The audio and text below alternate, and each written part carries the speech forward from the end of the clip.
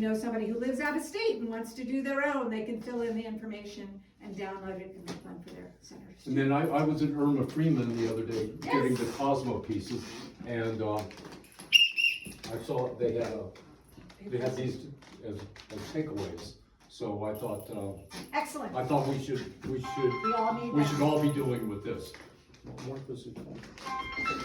Hey, let's move over to the other gallery and take this call from Cosmo. Go. Cosmo. Well, we're just moving into your gallery, so it's perfect time. Let me see if I put you on the speaker. Testing, 1, 2, Cosmo. Hello, everyone. Okay. Hello from New York City. All right, come on, let's go. Come on over. Well, Cosmo, what I'll do is I'll make a description, or I'll tell you what we're going to be looking at. I'm waiting for the folks to call in. Okay, yeah, just tell me the Cisco, what the captions are. Okay, I will. Support and warmth. Adam. Jerry, Hello? I'm calling the folks in here. Okay. All right, well, I'll start with Cisco. I have Cisco, the huge head of him, over the mantle, and also I have the pink arrow from before. And maybe I should set this up for a second. Come on in. I did at the Irma Freeman Gallery. I did a exhibition of Chuck Barr's work. And after Chuck Barr's work was over, he was 89. It was his first exhibition. It was really fabulous. And I said to Sheila, well, what's coming in next? And she said, oh, Cosmo Vinyl, he's from New York, and he used to be the tour manager of the Clash. I said, he what? And he's doing what, where? So I made it over like the day or so afterwards, and I walk in the back door, and I see this fellow with a long pole and a paint roller, dipping it into pink, Pepto-Bismol pink paint, and he's slathering it around all the white walls of the gallery. And I've never seen that kind of action before, so I introduced myself, and we had some things in common, and we spent a wonderful whirlwind. Pittsburgh, we went on the Zombo radio program at WRCT, it was great. And so, that leads us up to where we are now, looking at the exact show that was in 2019 at the Irma Freeman Gallery. So Cosmo left town, but the work stayed in boxes, nice and tidy and secure in the bowels of the Irma Freeman Gallery. So when I knew we were going to do this resistance show, I thought it'd be just perfect to give these works of art some oxygen. So here we are. Okay, Cosmo, I'll start with a Cisco kid saying, "Business acumen, my ass."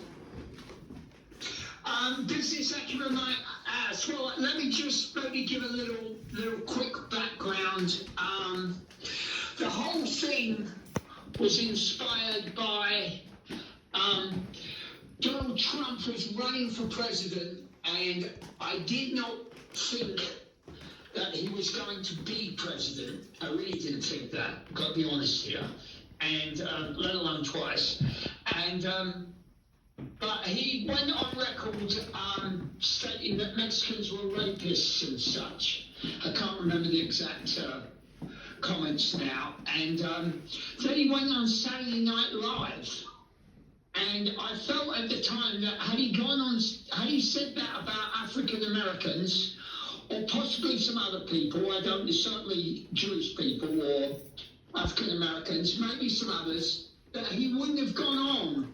And I felt, therefore, this must mean that the Mexican population doesn't really have anybody speaking up for them, or they don't have enough clout or something, because, it was all just, whatever. And so I wanted to do something where someone would represent the the Mexican people in some way. And my original idea was to use a wrestler, one of those wrestlers with the masks. But I don't remember exactly how it transpired, but I remember the Cisco Kid and his best buddy was a Mexican, and I found the comic strips of Jose Luis Salinas from the 50s, and they were just so fantastic that I jumped in on that. And so originally, Cisco was just there to represent the Mexicans, and then one thing led to another, I guess, and I ended up with a whole series. Does that kind of explain it? Yes, it does. And if anyone doesn't know, Cisco Kid was I first knew Cisco Kid through the war song. The Cisco Kid was a friend of mine.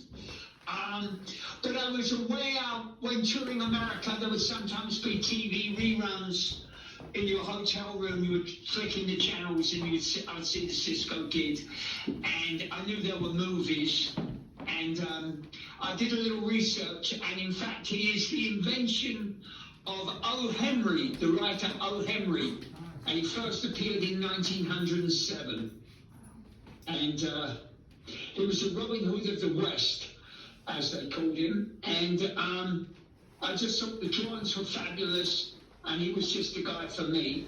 So that's how I got him. Well, Cosmo, Yeah.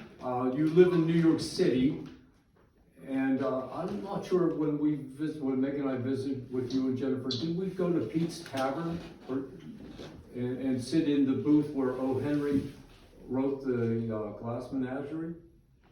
Not with me. No, it must be somebody else. But I'm sure you did. Have you sat in I've there? been to Pete's Tavern, yes, more than once. And you know, there's some letters and some various things around. And one of the frame pieces is he talks about Pittsburgh and his visit here, which I. Oh wow! Of course, you know, everything is Pittsburgh centric for me. So. Yeah. So back to the thing. Business acumen. My ass was really my comment on Trump's prowess, because having lived in New York for 40 years, despite my Brooklyn accent, I had noticed that nearly all his business ventures, or all of them, had been failures. You know, everything he touched seemed to not really work out, and the only real success he ever had, other than promoting his own name, was as a reality TV show guy, of which he did succeed in, but it's hardly business. So that was my comment on his prowess as a businessman. And with each Cisco, I was thinking them in terms of art pieces, and therefore I tried to do my best to not repeat myself. And therefore, that one is my comment on him as a businessman. Well, I've read every one of these, and later we'll go back upstairs. But it's just beyond astounding that 10 years ago you did these, and the things that the Cisco Kid and Pancho are saying are beyond. They're so relevant and awful in 2026. Yeah, absolutely, and yeah, I couldn't agree more. Sad but true would be my response. Well, I almost the director asked me this summer did I want to do something at the gallery this winter, and I thought, oh, I don't know, you know, just with the state of the world, I don't know if I can even think about it. But then I thought, well, maybe it's a Cisco thing that I can't have this guy in this regime living in my head 100% of the time. So if I do this, I'll be busy. And so it will be less brain time to what's going on. Not that I forget about it, and I also thought that we need to be uplifted. We need to come together as a community. And every moment, as hard as it's been worth it, because it really has been something, these 8 exhibitions, soon to be 9. And, Well done, yes, it's quite an achievement you've pulled off there, Pat. Quite an achievement. well, it's pulled me out of, it's given me a life beyond the outside, and I'm forever grateful for it. Well, Cosmo, it's time for you to get back to Pittsburgh, and we're going to get back to Penny's gallery, and thank you so much for this. Interesting my work. I very, very much appreciate people doing their time, and I hope they get something from it. Thank you, Cosmo, we sure have. Bye-bye. Thanks. Bye. Best to Jennifer.